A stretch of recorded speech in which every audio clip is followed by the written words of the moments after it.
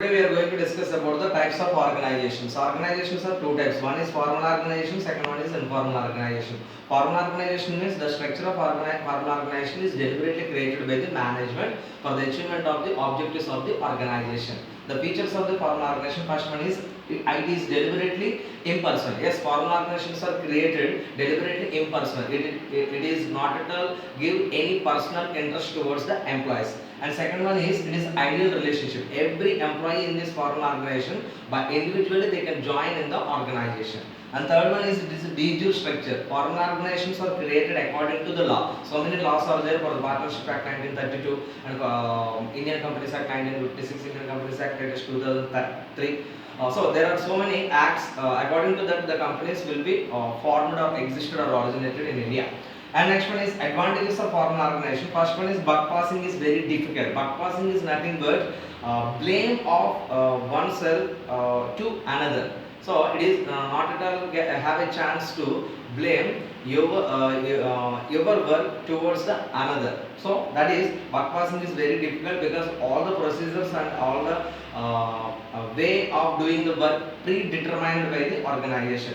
And second one is no chance for favoritism. Here, formal organization, there is no chance for any favoritism, likes and dislikes of any management towards the employees and employees towards the employees. And next one, third one is less dependent on one man show. Yes, formal organization is one man. There is no possibility to show your one man show. Organization, man can die, business can continue. That is the main slogan of any business organization. So every person after his tenure, he can relieve from the services. Another person has to take care about the organization. So there is no formal organization is less dependent on any one man show. And next one is limitations. Reduces the spirit of initiative. Yes, formal organization is always doing a continuous mechanical work. So all the procedures are already pre-planned by the organization. So there is no chance to use our creativity to better completion of the services. So that's why it reduces the creativeness and initiative. And next, does not consider the sentiments. Formal organization not at all consider your sentiments. If you want to do any personal works in the organization, it will not at all encourage your sentiments and likes or anything. And next one, it does not consider the goals of the individuals. Yes, you are supposed to do the achievement of the organizational objectives, not to development of your individual goals. So sometimes formal organization is ignoring the employees to reach their individual goals. So these are the limitations are faced by the formal organization. Next, coming to the informal organization. Informal organization means these are formed the employees of the organization based on their personal interest, attitudes and their prejudices or their likes and dislikes. Means foreign organizations ఏమేమైతే fulfil అవ్వట్లేదో దాన్ని base చేసుకుని foreign organisation employees సపరేట్గా ఒక unions కింద ఒక organisations కింద form అయితే దాన్ని ఇన్ఫార్మల్ ఆర్గనైజేషన్స్ అంటారు. So these are based on rules and regulations and law. These are not according to law. So that's why informal organization is the features you can better understand about the informal organization. Let us see the features. First one is spontaneous and natural relations. Yes, informal organization means the people when they have some association or when they have some gathering of communicating with each other, spontaneously, naturally they will create some relations. By that the informal organization may be originated.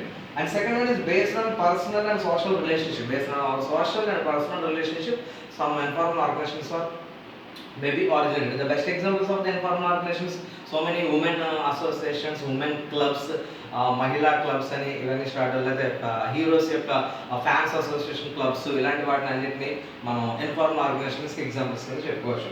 And third point is membership is voluntary. Any person can come and join and any person can relieve from this organization. And advantages, first one is readily available alternative. Informal organization readily available alternatives ఉంటాయి. అంటే ఒకసారి మనం work ఇలా చేద్దాం అనుకుంటే ఆ work కనుక ఎలా అవ్వకపోతే వెంటనే ఆల్టర్నేటివ్ ఇంకో వర్క్ ద్వారా ఇన్ఫార్మల్ ఆర్గనైజేషన్ వర్క్ని కంప్లీట్ చేయొచ్చు. But it is not possible in this formal organization. And second point is equally beneficial to their members. Equal benefit. Yes, informal organization every member is equal, so all the benefits equally shared and equally benefited to all the members of the informal organization. And third point is stability to work with the groups and stability to tenure.